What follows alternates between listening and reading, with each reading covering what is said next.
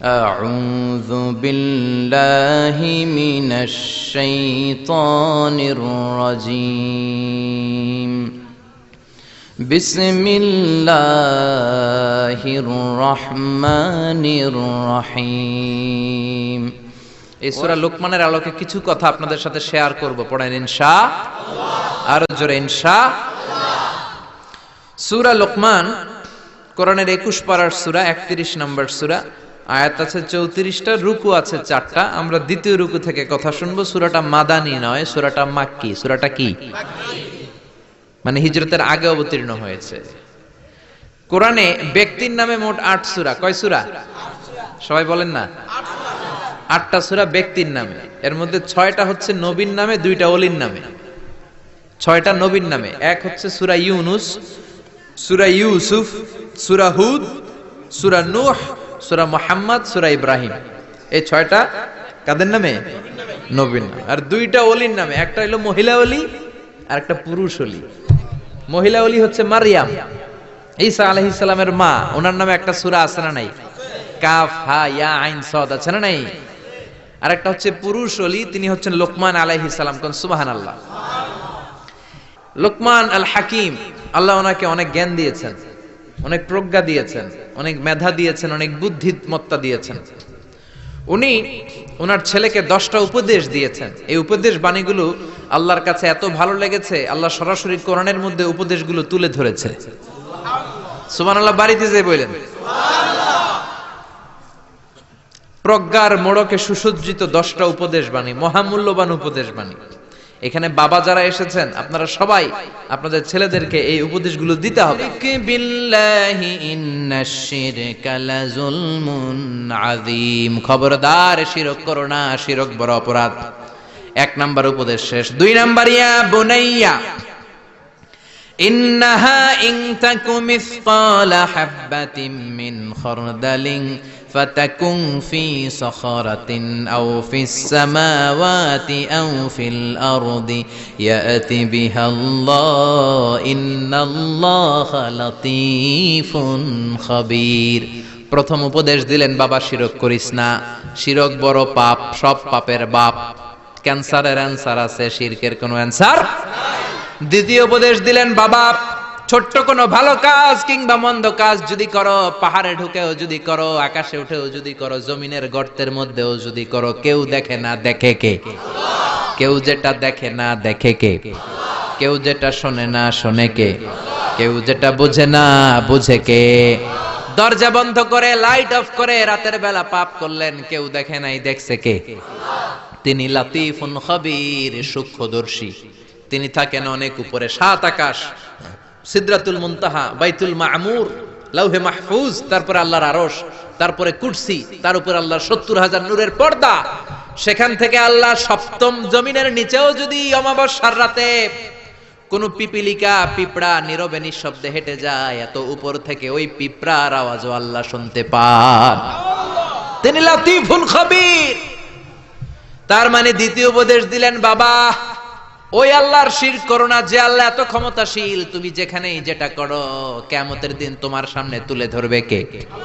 এটাকে বলে sense of accountability, জবাবদিহিতার চিন্তা। এই সফটওয়্যার, তাকওয়া নামক এই সফটওয়্যার যদি ছেলের মাথায় ইনস্টল করে দেন, এই ছেলে আর কোনোদিন বেয়াদব হবে না, এই ছেলে বেনামাজি হবে না, এই ছেলে বেরোজগার হবে না, এই ছেলে ডাকাত হবে না। চিল্লা এখন ঠিক কি না? আদর দিয়ে আপনি বুঝায় দেন, বাবা তুমি স্কুলে যাও, চুরি করে বন্ধুর পেন্সিলটা তোমার ব্যাগে করে এনো না, বন্ধুর রাবার চুরি করো না, কলম চুরি করো। ছোট্ট বাচ্চাদের মধ্যে এটা আছে, আরেকজনের কলমটা লাল দেখছে, ওটা নিয়ে আস। আপনি শিখিয়ে দেন আরেকজনের জিনিস নেওয়া যাবে না, না বলে নেয়াকে চুরি বলে। ও বাবা রাস্তা দিয়ে তুমি হেঁটে যাও, আম গাছে আম পেকেছে, রাস্তায় কেউ নাই, টুক করে একটা আম পেড়ে ব্যাগের ভিতরে ভরেছো, কেউ দেখে নাই, দেখেছে কে? কিয়ামতের দিন বিচার আছে না নাই? ওই ছোট্টবেলা থেকেই এই তাকওয়া নামক সফটওয়্যার ব্রেনে ইনস্টল করে দেওয়ার দরকার আছে না নাই? 3 নাম্বার উপদেশ, ইয়া বুনাইয়া আকিমিস সালাতা ওয়া আমুর বিল মা'রুফি ওয়ানহা আনিল মুনকার। ইয়া বুনাইয়া, ও আমার ছেলে, আকিমিস সালাহ মানে কি? সালাতে কায়েম করো, সালাতে কায়েম করো, হবে সম্মানী তুমি, হবে জান্নাতি তুমি, হবে জান্নাতি তুমি, হবে সম্মানী তুমি, দিবে কাল হাসরে শীতল ছায়া আরশে আজিম, রাব্বিয়াল আলা রাব্বিয়াল আযীম, রাব্বিয়াল আলা রাব্বিয়াল আযীম। আল্লাহু আকবার। 3 নাম্বার উপদেশ দিলেন, প্রথমে বললেন শিরক করো না, 2 নম্বরে বললেন আল্লাহ তো ক্ষমতাশীল, যাই করো না কেন আল্লাহ দেখে, 3 নম্বরে বললেন ওই আল্লাহর প্রথম আদেশ হলো নামাজ। প্রথম আদেশ কি? আউয়ালু মা ইউহাসাবু বিহিল আবদু ইয়াউমাল কিয়ামাতি as-সালাহ। কিয়ামতের দিন প্রথম যে আল্লাহ হিসাব যেটার চাইবেন সেটা কি? নামাজ। নামাজের হিসাব যদি সহজ হয় সব সহজ করবে কে? নামাজের হিসাব কঠিন হলে কঠিন করবে কে? এজন্য বিশ্বনবী বললেন মুরু সিবিয়ানাকুম বিস-সালাতি হুম 7 সিনিন। ছেলের বয়স যখন 10 বছর নামাজের আদেশ দাও, আর ছেলের বয়স যখন 7 বছর নামাজের আদেশ দাও, 10 বছর হলে নামাজের জন্য শাসন করো, ঠিক কিনা? 7 বছরে আদেশ করবেন, সাথে সাথে নিয়ে যাবেন, 10 বছরের নামাজ না পড়লে শাসন করবেন, চোখ গরম করবেন, রক্তচক্ষু দেখাবেন, প্রয়োজনে পিটাবেন, তারপরেও নামাজে নেয়ার দরকার আছে না নাই? 7 বছর বয়স থেকেই যদি আপনি নামাজের কথা বলেন, 10 বছর এমনি ছেলে পাক্কা নামাজি হয়ে যাবে, ঠিক কিনা? আর যদি 30 বছর বয়সে আমার কাছে পানি পড়ার জন্য আসেন, পারা যাবে? পারা যাবে? পারা যাবে? অনেকে বলে হুজুর সকালবেলায় ডাকি না, আমার ছেলে ঘুমায়, কি করুম? সকালবেলায় ঘুমায় ডাকি না, তো সকালবেলায় ভূমিকম্প হইলে কি করবেন? কথা বলেন। সকালবেলায় ঘরে আগুন লাগছে, ওই দিন কি করবেন? না, ছেলেটা ঘুমায়, ঘুমাক না একটু, আগুন লাগছে তো কি হয়েছে, পুইরা মরুক তারপরও ঘুমাক, এরকম করবেন? দুনিয়ার আগুনের জন্য, দুনিয়ার আগুন থেকে বাঁচাতে হলে ছেলেকে যদি ডাকতে হয়, জাহান্নামের আগুন থেকে যদি বাঁচাতে চান ডাকার দরকার আছে না নাই? এজন্য দিন শুরু হবে ফজরের নামাজ দিয়ে। কোন নামাজ দিয়ে? জোরে বলেন। বাবা যারা আছেন নামাজের দাওয়াত দিবেন। এরপরে 4 নম্বরে বললেন ওয়ামুরু বিল মা'রুফ, ভালো কাজের আদেশ দাও। 5 নম্বরে বললেন ওয়ানহা আনিল মুনকার, খারাপ কাজের নিষেধ করো। ভালো কাজের আদেশ, খারাপ কাজের নিষেধ, এগুলো করো। কুনতুম খায়রা উম্মাতিন উখরিজাত লিন-নাসি তা'মুরুনা বিল মা'রুফি ওয়া তানহাউনা আনিল মুনকার। ভালো কাজের আদেশ দাও, মন্দ কাজের নিষেধ। বাচ্চাদেরকে এগুলো শিখাবেন, এখন থেকে এগুলো শিখে বড় হতে হবে। আপনি একা নামাজ পড়লে হবে না, আশেপাশের বন্ধু বান্ধবদেরকে নিয়েও মসজিদে যাওয়ার দরকার আছে না নাই? একা পাপ থেকে বাঁচলে হবে না, সমাজটারও পাপ থেকে বাঁচানোর দরকার আছে না নাই? আপনি যদি বলেন আমি তো নামাজ পড়ি, হেরা না পড়লে আমার কি, আমি পাপ করি না, ওদেরকে আমি বাধা দিব না, আমার কি? আযাব আর গজব আসলে আপনিও বাঁচবেন না, আপনি সবার আগে ভুগবেন, ঠিক কি না? লঞ্চের 2য় তলায় কিছু ভালো মানুষ ঘুমায়, লঞ্চের নিচের তলায় কিছু লোক লঞ্চের তলা ছিদ্র করতে আরম্ভ করছে। আচ্ছা, লঞ্চের তলা যদি ছিদ্র কেউ করে কি হয়? পানি ঢুকে, লঞ্চ ডুবে যায়। এখন 2য় তলার লোকেরা যদি ভাবে আমরা তো আরামে আছি, আমাদের ওদেরকে ঠেকানোর দরকার নাই, লঞ্চ কি থাকবে না যাবে? এজন্য উপরের তলায় যারা ঘুমায় তাদের দায়িত্ব যারা নিচের তলায় ছিদ্র করে ওদেরকে বাধা দেয়া, ঠিক কি না? যদি বাধা না দেয় নিচের তলার লোকেরা যেমনি শেষ, উপরের লোকেরাও শেষ। নামাজিরা আপনারা যদি আশেপাশের লোকদেরকে নামাজের দাওয়াত না দেন, ভূমিকম্প আসলে শুধু এই জালেমরা মরবে না, আপনারা আলেমরাও মরবেন, কোন ঠিক কি না? জালেমও মরবে, আলেমও মরবে। এজন্য আল্লাহ বললেন ওয়াত্তাকু ফিতনাতাল্লাতী লা তুসিবান্নাল্লাযীনা যালামু মিনকুম খাসসা।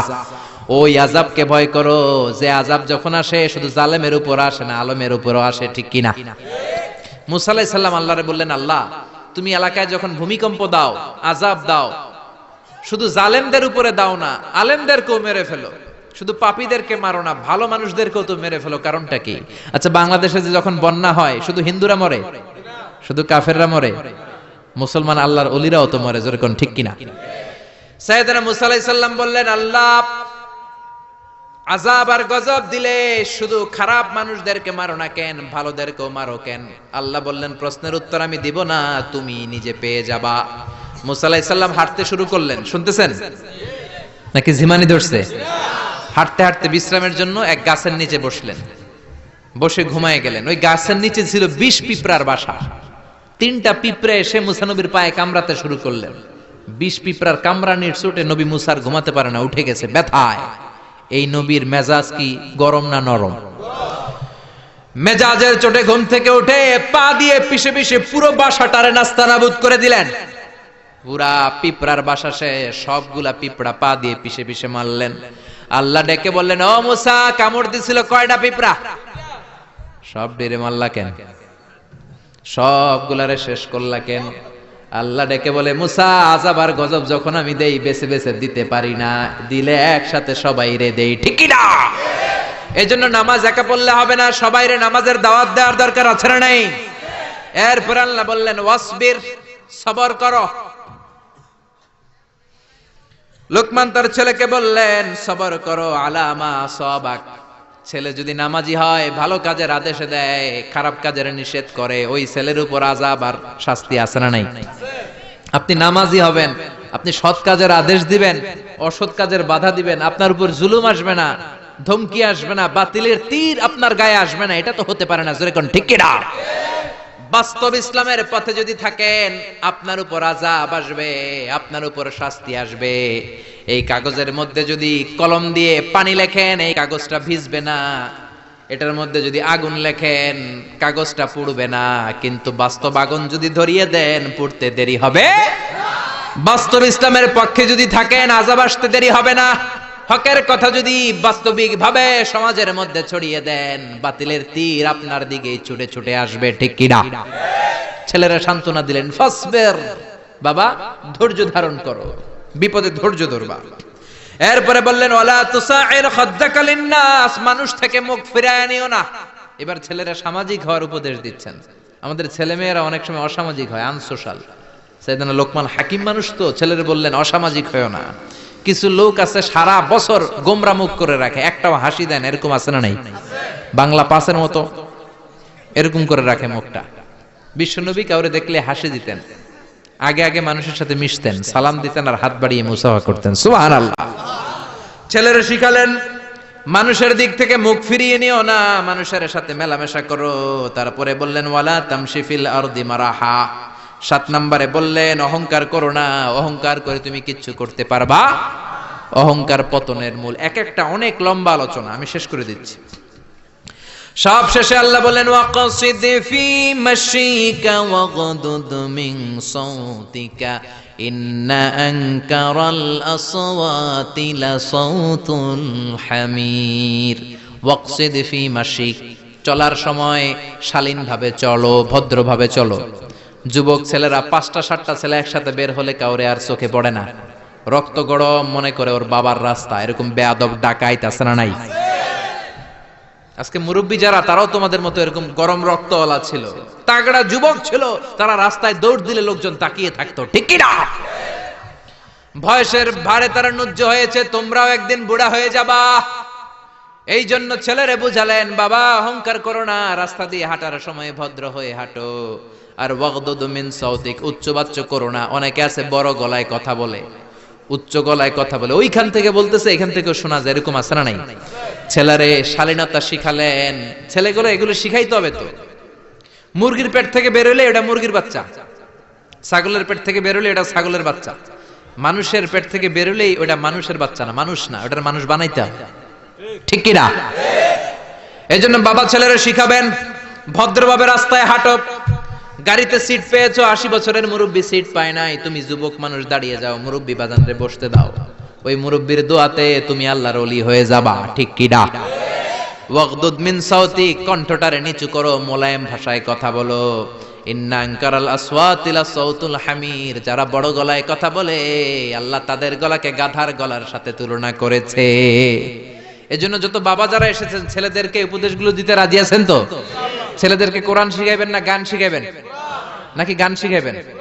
গান শিখান, হ্যাঁ? কোরআন শিখাইবেন তো? মনে থাকবে, মনে থাকবে। শিরকের ব্যাপারে সচেতন করবেন, সালাতের ব্যাপারে আদেশ করবেন, মেয়েদেরকে হিজাব পড়াবেন, আল্লাহর পরিচয়টা সবার আগে দিয়ে দিবেন। ভালো কাজের আদেশ যেন দেয়, নিজেও করে, অন্যেরও বলে, অন্যায় দেখলে যেন বাধা দেয়, শিখাইয়া দিবেন। মানুষের সাথে যেন মেলামেশা করে, ছেলে যেন সামাজিক হয়, অসামাজিক যেন না হয়, ভদ্র আচরণ করে, মোলায়েম কণ্ঠে কথা বলে, মুরব্বীদের সালাম দেয়। এই 10টা আইনার উপদেশমালা যদি কোনো ছেলে মেনে চলে, ওই ছেলেটারে ওলিদের শিরোমণি বানিয়ে দিবে কে? বাবা যারা এসেছেন ছেলেদেরকে উপদেশগুলো দিবেন তো? আল্লাহ তাআলা আমাদের সবাইকে কথাগুলো বুঝার আমল করার তৌফিক দান করুন। মালিক তুমি জান্নাতে, তোমার পাশে আমায় একটি ঘর বানিয়ে দিও, একটি ঘর বানিয়ে দিও, সে বিভীষিকাময় মহাদিনে তোমার কাছে তুমি টেনে নিও। মালিক তুমি জান্নাতে, তোমার পাশে আমায় একটি ঘর বানিয়ে দিও। পড়েন আমিন।